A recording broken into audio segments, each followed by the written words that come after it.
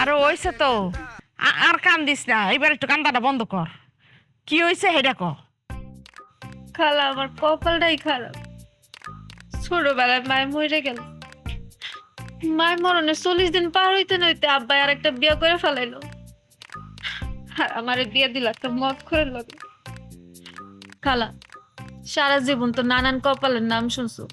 পোড়া কপাল, কুফা কপাল, খারাপ কপাল, এই কপাল সেই কপাল। আর আমার তো মায়ের কপাল।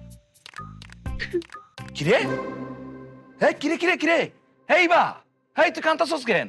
আম্মা ইবা কান্তাছে কেন? ইবা কি একলাই আইছে নাকি? ইবার জামাই আসে নাই?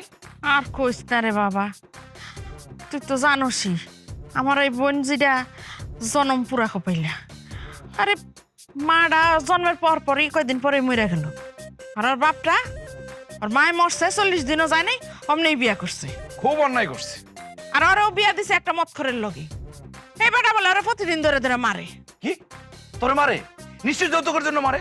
ওরে বাপ রে বাপ, যৌতুক তার সাথে নারী নির্যাতন দুইটা মিললা মনে কর 11 গ 30 দ্বারা একটা মামলা ঢুকে দেবো। একদম মামলা দিয়ে আবা গাবা করে বলাম না। তুই তো ভয় পেতেছিস কে? আমি তোর ভাই উকিল আব্দুল সত্তার আছে। শোন, কালকে ঘুম থেকে উঠে নাস্তা খাওয়ার আগে তোর নিয়ে আমি থানায় যাবো। থানায় গিয়ে একটা মামলা ঢুকে দেবো, তারপর হেরে আমি খাম। বুঝতেছিস তুই? আরে বাপ রে বাপ, কি কঠিন মামলা হইব আম্মা। এই তুই কি শুরু করছ? হ্যাঁ, কোথায় বইন্ডা আইছে? বইন্ডার একটু বুঝাবি যে জামাইয়ের সংসার করতে হয়, জানি সংসারটা না ভাঙে। তা না, হ্যাঁ আইছে, হ্যাঁ মামলা করানো শুরু করে দিল। আম্মা তুমি বুঝতেছো, আমি একজন আইনের লোক হইয়া আমার চোখের সামনে অন্যায় হবে সেটা আমি মেনে নেবো? সম্ভব না। আমি মনে করো 11 গ 30 দ্বারা যে মামলাটা ঠুকবো না, আরে সেখানে আদালতের দরজায় যাইবো আইবো এত সময় তার লাগবো। সে আর এইবারে মারার সুযোগ পাইবো না। আরো যে কত ধারা আছে আম্মা তুমি বুঝবা না। সব ধারা একটা একটা করে মামলা আমি ঠুকে দেবো। আরে বাবা রে, সবসময় শাস্তি দেওয়ার কথা চিন্তা করলে হয় না, মাঝে মাঝে একটু মিলাইয়াও দিতে। আম্মা আমি তো মিলাইয়ের বিপক্ষে না, আমি তো মিলাই দিতে চাই, কিন্তু সেটা হইব আইনের মাধ্যমে। আইন কিন্তু সর্বশেষ অবস্থায় মিলাই দেয়। মনে করো আগে মামলা হইব, মামলা হওয়ার পর তার জেল জরিমানা হবে, তারপর মনে করো তার শাস্তি হবে, শাস্তি ভোগ করবে। শাস্তি ভোগ করার পর তার ভিতরে যে কালিগুলো আছে এইগুলো দূর হইয়া পুত পবিত্র হইয়া সে আবার ইবার কাছে ফিরে আসবে।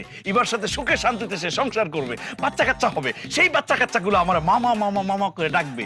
ইবার সারা জীবন কৃতজ্ঞ চিত্তে আমার কথা স্মরণ করবে, তাই না রিবা? এবা এই বে আম্মা, এটা কি হলো? যাক ভালো, তার মানে ইভা সংসারটা করতে চায়, সংসারটা ভাঙতে চায় না, মামলা করব না, এর জন্যই চলে গেছে। একদিন তো ভালোই হয়েছে, নাহলে তোর ঘরে তো আবার বউ আছে, তার কাছে গেলে তো সে তো আবার বিজ্ঞ আদালত, সে তো আরো আইন বুঝাইতো। ইভা বাইসা গেছে। ইমাকে? ইভাকে মানে? এতক্ষণ তুই পারে নিয়ে কথা কইতেছিলি, ইভা তোর বোন? আরে আম্মা তুমি কি কইতেছো? আমি তো তার বোন হিসেবে দেখি না। তোমার কাছে সে ইবা হইতে পারে, কিন্তু সে তো আমার কাছে একজন ক্লায়েন্ট। ইসির আম্মা, আমি একজন ক্লায়েন্ট হারাইলাম। সকালবেলা ঘুম থেকে ওইটা নাস্তা খাওয়ার আগেই ওরে নিয়ে আমি থানায় যেতাম, একটা মামলা ঢুকে তারপর হেরে আমি খাইতাম। এই যা করে যা, দরকার কইলে। এই কি কই যাস তুই? ওই যে এবার আমি খুঁজে নিয়ে আইতেছি, দরকার পড়লে হাতে পায়ে ধইরা তারপর আমি নিয়ে আসতেছি। সকালবেলা ঘুম থেকে ওইটা নাস্তা খাওয়ার আগে এবারে নিয়ে আমি মামলা ঠুকে দিব আম্মা। তারপর মনে করি এবার জামাইরে আমি খাইয়া বললাম। আগে ঘরে যায় ভাত খা, তারপরে ইবার জামাইরে খাইস। যা। মা, একটা মামলা আমার জীবন থেকে গেল গা মা। বুঝতেছো, এমনি তোমার বউ আগায় রয়েছে আমার কাছ থেকে, সে অ্যাডভোকেট, আমি উকিল।